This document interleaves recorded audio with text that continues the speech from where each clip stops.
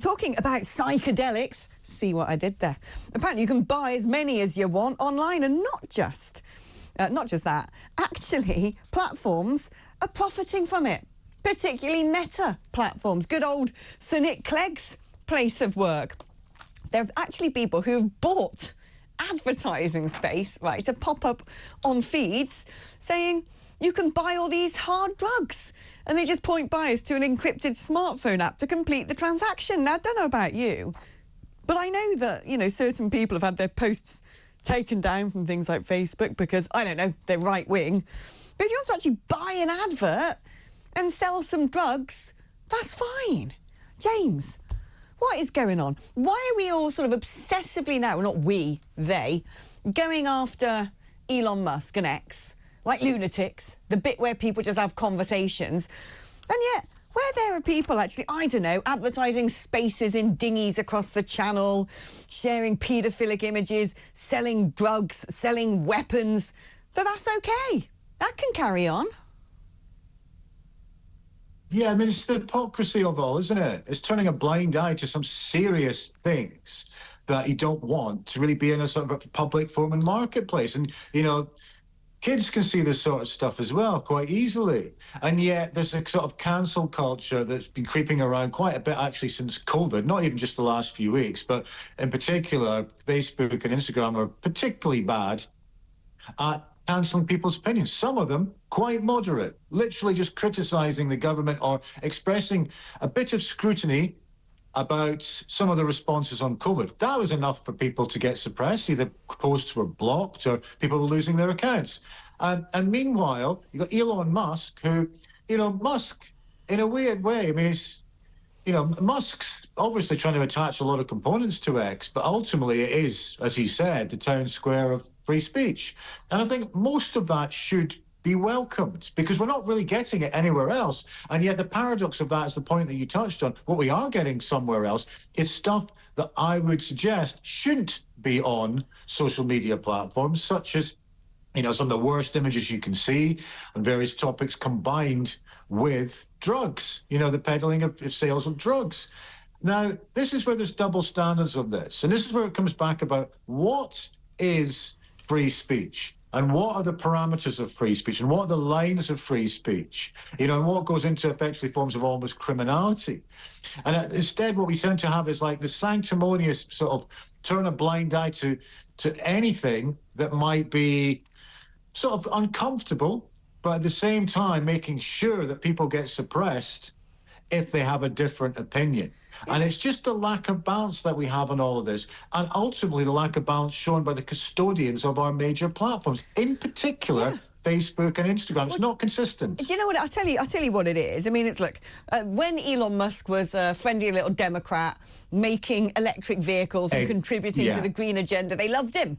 As soon as he suddenly woke up and realised that it was bonkers communism, that once upon a time we used to fight it, now we seem to elect it, he's changed his tune a little bit, and so they don't like him. And yet when it comes to that child man, that baby man who looks like he has his blood let every night and is permanently haunted, who owns Facebook and is, you know, old mucker Sir Nick Clegg, oh, because they're nice left-wing people, their platforms must be wonderful, they must be exonerated, they only have positives. You know, they're not being dragged in front of Parliament and asked what's going on here. But this is so true. I mean, I watched an interview, to remind myself, an interview was actually last year, with Elon Musk was getting interviewed by BBC. And it was actually quite a good interview. It covered a lot of topics, but the critical point was when Musk, he was the one being interviewed, but he turned from effectively being from the hunted to the hunter during that actual interview, because he pointed out the hypocrisy on, so who are the arbiters of misinformation here? You know, and consider if we look at the moment, governments, and say the BBC, or aspects of Facebook and Instagram, particularly government BBC, their history would indicate that possibly they're not in the best position for credibility to be the sort of moral custodians of deciding what is information, what is misinformation, what is fact and what is fiction. Yeah. And so that's the problem. There's a gross hypocrisy here. And what it's coming down to is about political agendas, but I tell you what, political bias. It's worse than that, isn't it? I mean, the mainstream media, the establishment media, the legacy media, let's call them, and I think they're, in many respects, worse in America than they are here. Not that I'm exonerating the BBC. They actually went along with this idea that, oh, yeah, Joe Biden's fine, he's fit, he's well, he's energetic, he can run the free world, when it was patently obvious that he wasn't. And sometimes I think when it comes to X and Elon Musk owning X, there'd be so much stuff that would still be going on. You know, Biden by this point would probably be taxidermied and rolled out on casters, and we'd all pretend that that was normal. Kids would still be taking puberty blockers and be sort of pumped full of crazy hormones. If it wasn't for the conversations taking place on X, frankly, the world would be even more messed up. I completely agree with this. I think X is a double-edged sword. I think sort of, you know, it's bombarded by squabbles. I've never really understood sort of people wasting their days having arguments with complete strangers. I'd like to post and then just disappear out of the room of my post, and everyone else just gets on with it.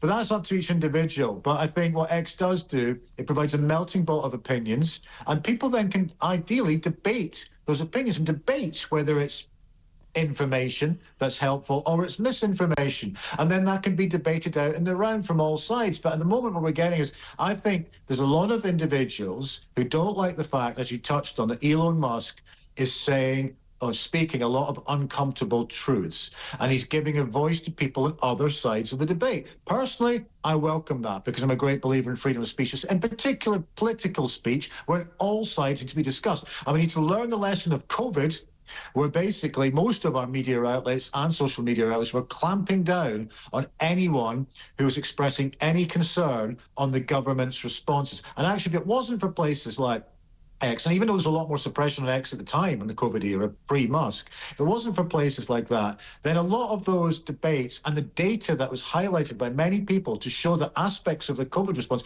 it wouldn't have gone anywhere.